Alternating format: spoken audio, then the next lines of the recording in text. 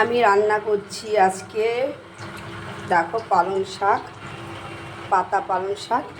পালং শাকটা রান্না করার জন্য আমি এখানে সবজি নিয়ে নিয়েছি, সিম, বেগুন, লাল আলু, সাদা আলু, আর নিয়ে নিয়েছি বড়ি। ভালো করে আমি এই সবজিগুলোকে ভেজে নিয়েছি। এবার দেখো কড়াইয়ে তেল গরম হয়ে গেছে, আমি ফোড়নে দিয়ে দিয়েছি তেজপাতা আর শুকনো লঙ্কা, পাঁচফোড়ন দিয়ে দিচ্ছি, কাঁচা লঙ্কা চেরা। লঙ্কাগুলো খুব ফুটছে।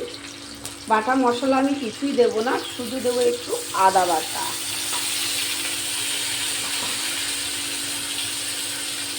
আর একটু দেবো, আর কোনো মশলা আমি অ্যাড করব না। একটু নাড়াচাড়া করে নেব। দিয়ে দিচ্ছি কেটে রাখা, ভালো করে ধুয়ে রাখা পালং শাক।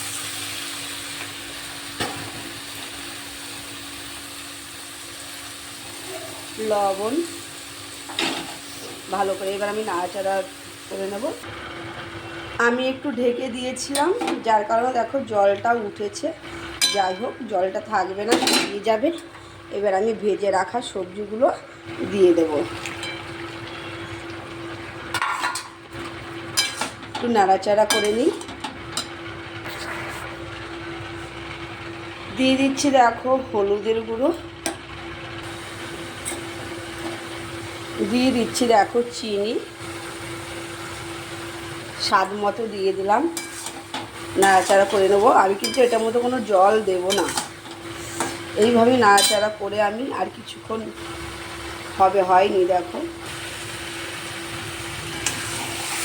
দেখো তরকারিটা আমার হয়ে গেছে। এবার আমি নামিয়ে নেব।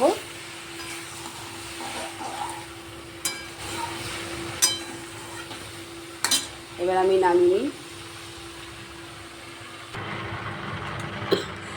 নামিয়ে নিয়েছি। কেমন হয়েছে বন্ধুরা অবশ্যই জানিও। ভালো লাগলে একটা লাইক কমেন্ট শেয়ার করো। তোমার সাথে দেখা হচ্ছে আবার নেক্সট কোনো ভিডিওতে। ততক্ষণ তোমরা ভালো থেকো, সুস্থ থেকো। টাটা।